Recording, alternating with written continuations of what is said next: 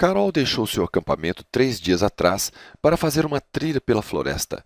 Em cada dia, ela percorreu um dos trechos descritos pelos vetores de deslocamento D1, D2 e D3, aqui representados analiticamente e graficamente aqui ao lado. Veja só em cada um dos dias um desses vetores.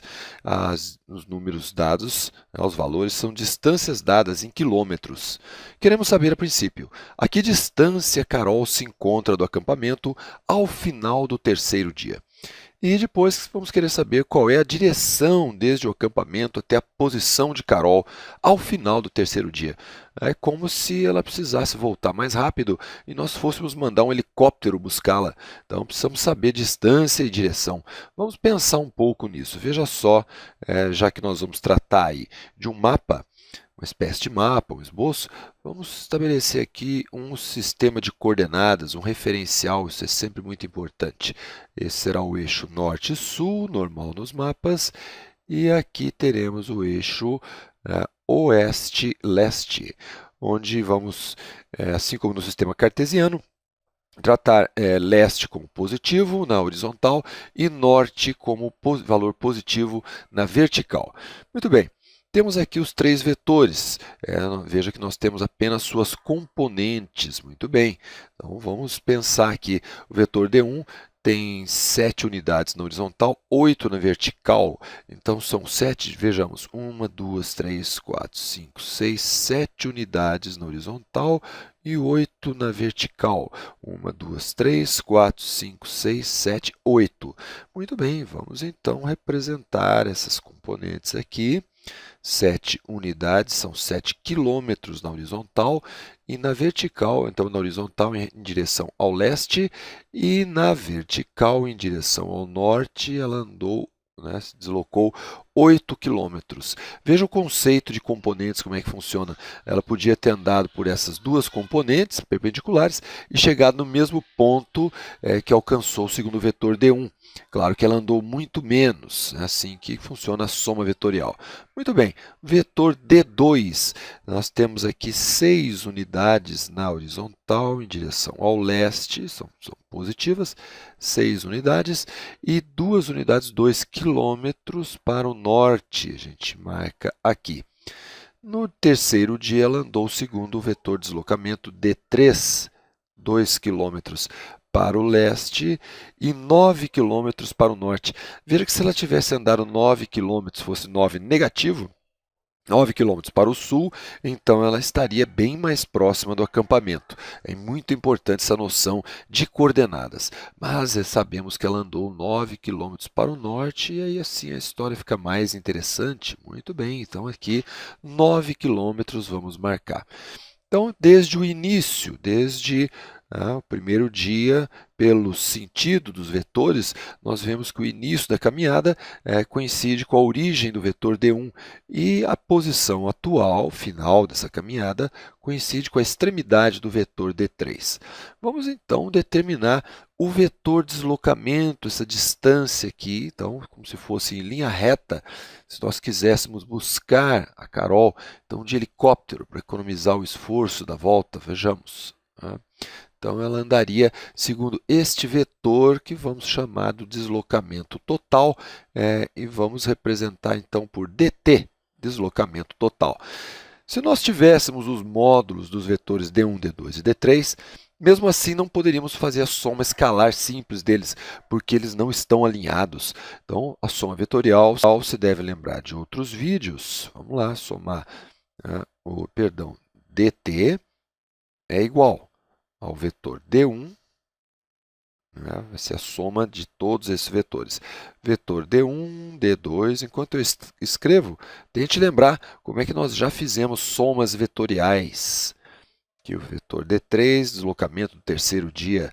Soma vetorial, veja só. Nós vamos obter o vetor deslocamento total assim. Temos que ter, para saber um vetor, você sabe, precisamos definir suas componentes. Componente horizontal sempre em primeiro lugar. Fazendo a soma normal, soma simples, das componentes horizontais, componentes todas positivas, todas elas orientadas para o leste. Então, 7 no primeiro dia, mais 6 no segundo, e mais 2 quilômetros no terceiro dia. Na vertical, então, todos os positivos em direção ao norte, temos 8 km, a componente do vetor D1, mais 2 km do vetor D2 e mais, finalmente, 9 km no terceiro dia, segundo o vetor deslocamento D3. Vamos lá, nosso vetor deslocamento total será, então, terá as seguintes componentes. Veja só, vamos escolher corzinhas para elas aqui.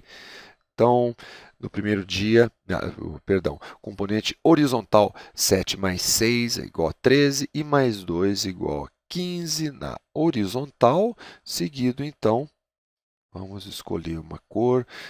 Aqui temos 8 mais 2, 10, mais 9, 19 quilômetros na vertical.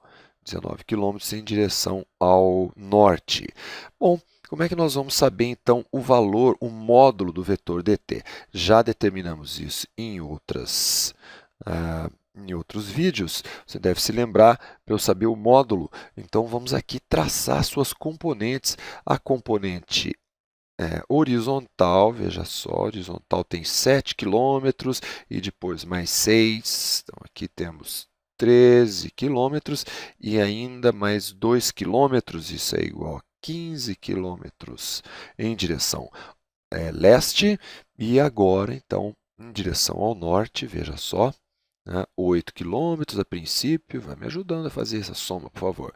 8 mais 2 são 10 e mais 9, do vetor D3, 10 mais 9, 19 quilômetros. Muito bem, então nós temos aqui as componentes, sabemos que elas são perpendiculares, formam um triângulo retângulo, portanto, sabemos que o módulo, esqueci das barrinhas aqui, queremos saber o módulo do vetor dt é igual a raiz quadrada de a soma dos quadrados dos catetos. Então, raiz quadrada da soma. Então, o primeiro cateto aqui será 15 ao quadrado e, seguido, a dimensão vertical, 19 ao quadrado. Claro que a gente poderia inverter suas posições aqui. Vamos facilitar a nossa vida com a calculadora, veja só.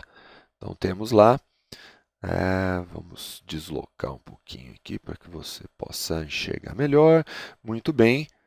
Como é que era mesmo a conta? Já me perdi. Raiz quadrada, então temos aqui a segunda função, raiz quadrada de 15 ao quadrado mais 19 ao quadrado, outra componente ao quadrado, teremos então 24,2, seria 21 se o arredondamento fosse aqui, mas quero aproximação de 1/10. Então, o módulo, a distância aqui, módulo do vetor dt, vai ser 24, para aproximar na primeira casa decimal, 2 km, 24.200 metros. Muito bem. Agora queremos saber qual é a direção do acampamento até a posição de Carol. Pense nessa pergunta, ela está meio esquisita. Direção, bom, tem que ser sempre em relação a um referencial. Direção em relação a quê? Vamos, como o exercício não especifica, num vestibular, um exercício desse poderia até ser anulado. Mas vamos admitir que a direção é dada em relação ao eixo horizontal, ao eixo oeste-leste. Então, a parte positiva, como sempre, nós vamos fazer aqui o ângulo entre o vetor dt e a parte positiva do eixo horizontal, em direção ao leste. Muito bem, vamos chamar esse ângulo de θ. Muito bem, então, para determinarmos θ, como é que nós fazemos isso? Digamos que não tivéssemos, não soubéssemos o valor de dt e somente das componentes, então teríamos aqui os dois catetos. Qual é a fórmula da trigonometria que usa dois catetos? É a tangente, então podemos marcar aqui, você já deve conhecer, a tangente de θ é igual à divisão, a razão entre cateto oposto ao ângulo θ, o cateto que não encosta no ângulo θ, dividido pelo cateto adjacente. Cateto oposto é igual a 19, cateto adjacente igual a 15.